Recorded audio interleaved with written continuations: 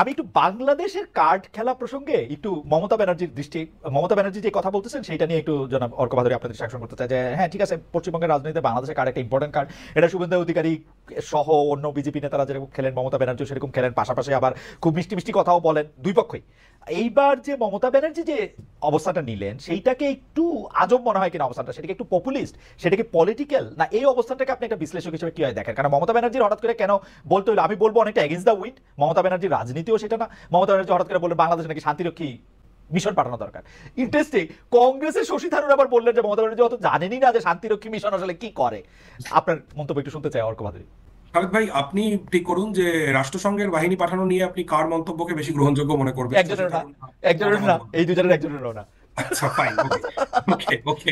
আমার যেটা মনে হয়, মাননীয় মুখ্যমন্ত্রী পশ্চিমবঙ্গের মমতা বন্দ্যোপাধ্যায় যা বলেছেন সেটা খুবই খুবই দুঃখজনক এবং দুর্ভাগ্যজনক মন্তব্য। এরকমটা মুখ্যমন্ত্রী না বললেই পারতেন। কিন্তু আমি আবারও মনে করিয়ে দেবো যে মুখ্যমন্ত্রী কিন্তু এর আগে, মানে মুখ্যমন্ত্রী যে তিনি যে রাজনৈতিক দলেরই প্রতিনিধি হন, তিনি আমারও মুখ্যমন্ত্রী, মানে প্রত্যেকের মুখ্যমন্ত্রী।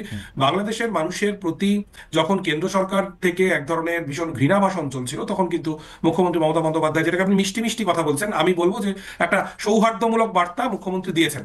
আবার আমি উল্লেখ করতে চাই আমি মোহাম্মদ সেলিমের কথা, যিনি মার্ক্সবাদী কমিউনিস্ট পার্টির নেতা, আমাদের পশ্চিমবঙ্গের রাজনীতির আরেকটি গুরুত্বপূর্ণ পক্ষ। মোহাম্মদ সেলিম তারা বাংলাদেশে সংখ্যালঘু নির্যাতনের বিষয়ে উদ্বেগ প্রকাশ করেছেন। একই সঙ্গে মুখ্যমন্ত্রী মমতা বন্দ্যোপাধ্যায়ের এই ধরনের মন্তব্যকে যে অবিবেচক মন্তব্য বলে তারা কিন্তু চিহ্নিত করেছেন। কাজেই পশ্চিমবঙ্গের ক্ষেত্রে ব্যাপারটা একটু গোলমাল হয়ে গেছে। আপনি ঝাড়খণ্ডের লাস্ট ইলেকশন নিশ্চয়ই খেয়াল করেছেন খালেদ ভাই। ঘটনাচক্রে আমি এখন ঝাড়খণ্ডেই বসে রয়েছি। আচ্ছা, ঝাড়খণ্ডের লাস্ট ইলেকশনে কিন্তু এই বাংলাদেশি কার্ড ব্যাপকভাবে বিজেপি ব্যবহার করেছে। এই যে ঘুষপেটিয়া সব বাংলাদেশি লোকজন সমস্ত এখানে ঢুকে পড়ছে এবং আমাদের ডেমোগ্রাফি বদলে যাচ্ছে, এটা কিন্তু বিজেপি ব্যাপকভাবে ব্যবহার করেছে।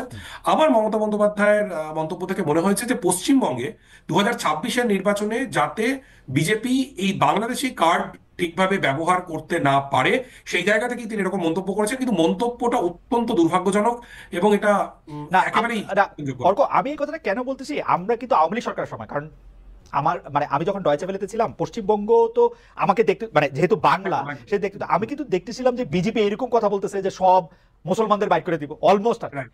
কারণ সব মুসলমানরা ওরা এখানে যত মুসলমান ভোটার পাইতেছে সেগুলি বলতেছে সেগুলি বাংলাদেশ থেকে আসছে। তারপরে হচ্ছে যে মানে মমতা ব্যানার্জিকে কিন্তু পুরো ইলেকশন ক্যাম্পেইনটা এই বাংলাদেশ এই ঘুষপেটিয়া হ্যান্ডপেটিয়া ত্যানপেটিয়া এইগুলিকে ফাইট করতে হয়েছে, এন্ড শি নোজ।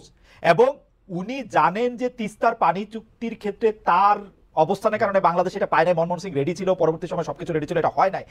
তারপরেও উনি কিন্তু বাংলাদেশে জনপ্রিয় ছিলেন এই কারণে যে তিনি সবসময় প্রোটেক্ট করতে চাইছেন এই কথাগুলিরে, এই জায়গাগুলিরে।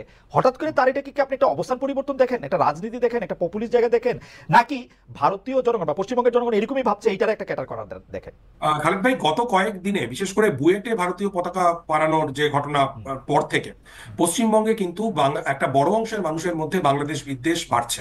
এবং আমার মনে হয়েছে যে মেইন স্ট্রিম রাজনীতি করেন মমতা বন্দ্যোপাধ্যায়, সংসদীয় রাজনীতি করেন, তিনি চেষ্টা করেছেন যে এই যে পশ্চিমবঙ্গে ক্রমবর্ধমান বাংলাদেশ বিদ্বেষ, এর সুযোগটা, এর সুবিধাটা যেন কেবলমাত্র বিজেপি না পায়। এই জায়গা থেকে পশ্চিমবঙ্গের পরিস্থিতি কিছুদিন আগে যা ছিল এবং গত 1-1.5 সপ্তাহের মধ্যে কিন্তু কিছু মূলগত ফারাক তৈরি হয়েছে। পশ্চিমবঙ্গে এক ধরনের কনসলিডেশন হচ্ছে এবং বিশেষ করে আমাদের দেশে যারা সংখ্যাগুরু বাঙালি হিন্দু, তাদের একটা বিরাট অংশ কিন্তু আমাদের মতো, অর্থাৎ পূর্ববঙ্গ থেকে চলে আসা। যেমন আমাদের পূর্বপুরুষ পূর্ব নারীরা থাকতেন নাটোরে, আমরা চলে এসেছিলাম। কাজেই তাদের মধ্যে তো পূর্ব বাংলা নিয়ে এক ধরনের যন্ত্রণা রয়েছে। বিজেপি এটাকে অ্যাড্রেস করছে এবং তার পাল্টা উত্তর দিতে মুখ্যমন্ত্রী মমতা বন্দ্যোপাধ্যায় এরকম একটা মন্তব্য করলেন, যে মন্তব্যটা হয়তো সমর্থনযোগ্য নয়, কিন্তু তার উদ্দেশ্যটা ছিল ভীষণভাবেই বিজেপিকে কমব্যাট করা।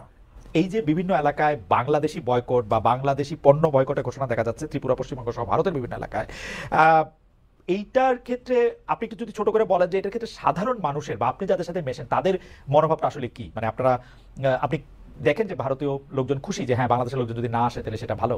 দেখুন, এটা তো দুটো দিক রয়েছে। প্রথমত আপনি জানেন যে কলকাতায় নিউ মার্কেট এলাকা বলে একটি এলাকা রয়েছে ধর্মতলার খুব কাছেই, যেখানে প্রচুর সংখ্যক বাংলাদেশি মানুষজন তারা আসেন, তারা থাকেন, সেই সব হোটেলে খাওয়া দাওয়া করেন। এবং আমি এটাও দেখেছি যে একই হোটেলে ভারত এবং বাংলাদেশ দুটো পতাকা পাশাপাশি আঁকা।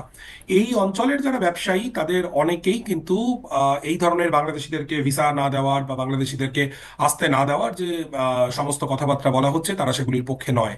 আবার যেটা আমি বললাম আপনাকে যে একটু আগেই, যে গত কয়েকদিনে ভারতবর্ষের বিপুল অংশের মানুষের মধ্যে বাংলাদেশ সম্পর্কে দুটো কারণে কিছু ঘটনা সত্যি ঘটছে এবং কিছু অতিরঞ্জন গুঞ্জন সব মিলিয়ে এক ধরনের বিদ্বেষের মনোভাব ডেফিনেটলি গড়ে উঠেছে, এবং যার ফলে বাংলাদেশ বিরোধিতাটা কিন্তু একটা একটা বিপুল জায়গায় পৌঁছে গিয়েছে। এবং আপনি নিশ্চয়ই খেয়াল করেছেন খালেদ ভাই, আমাদের বেশ কিছু জনপ্রিয় মিডিয়ায় বেশ কিছু বাংলাদেশ ফেরত ভারতীয়দেরকে তাদের বাইট শোনানো হয়েছে, তাদেরকে দেখানো হয়েছে, তাদের কয়েকজনকে আমিও মিট করেছি, যারা বলছেন যে বাংলাদেশে থাকাকালীন তাদের কিছু খারাপ অভিজ্ঞতা হয়েছে, তাদেরকে হেনস্থা হতে হয়েছে। এই ধরনের নিউজ যেহেতু ব্যাপকভাবে মেইনস্ট্রিম মিডিয়ায় না ছড়ানো হচ্ছে, আমার মনে হয় আপনি মানুষকে ঠিকই বলেছেন, কিন্তু আমি এটা খেয়াল করি যে গত 10-12 বছর ধরেই ভারতীয় মিডিয়া, প্রথমে এটা ক্রিকেট দিয়ে শুরু হয়েছে, তারপরে নায়ক নায়িকা দিয়ে, একটি বাংলাদেশি নায়ক নায়িকা সেলিব্রিটির নাম ভারতীয় পত্রপত্রিকায় ঠিক বানানে লেখা হয় না, তাদেরকে আসলে ঠিক জায়গাটা দেওয়া হয় না, ক্রিকেটকে ঘিরে একটা অদ্ভুত জিনিস তৈরি হয়েছে। এটা কিন্তু আজকে না, কয়েকবার চীনে বাংলাদেশের প্রধানমন্ত্রী সফর করতে গিয়েছেন, আনন্দবাজার লিখেছে চীনের দুয়ারে ধর্ণা টাইপের বাংলা, আমি বুঝি না এগুলা।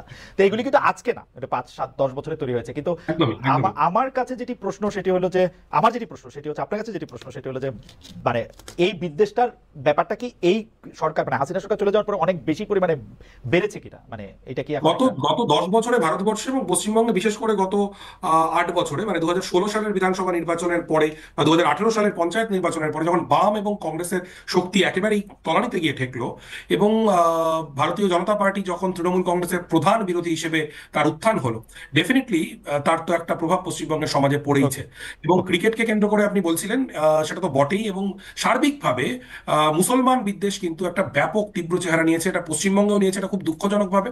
গত 5ই আগস্টের পর থেকে সেই এক এক ধরনের বলা যেতে পারে গণ উন্মাদনার চেহারা নিয়েছে, বা সেটাকে সংগঠিতভাবে সেই গণ উন্মাদনার চেহারা দেওয়ার চেষ্টা চলছে। অর্ক, আমাদের শেষ প্রশ্ন, যে বাংলাদেশের সাথে ভারতের অফিসিয়াল সম্পর্কটা কিরকম হোক বলে আপনি চান? একদম সমানে সমানে সম্পর্ক হওয়া উচিত, জি, সমতার ভিত্তিতে সম্পর্ক হওয়া উচিত। বাংলাদেশের সার্বভৌমত্বকে আমাদের উচিত সম্মান করা, বাংলাদেশের উচিত আমাদের সার্বভৌমত্বকে সম্মান করা, এবং এই ধরনের ঘৃণা বিদ্বেষ যেটা গত কয়েকদিন ধরে চলছে, এটা এটা যে কোনো রকম ভাবে এটার বন্ধ হওয়া উচিত।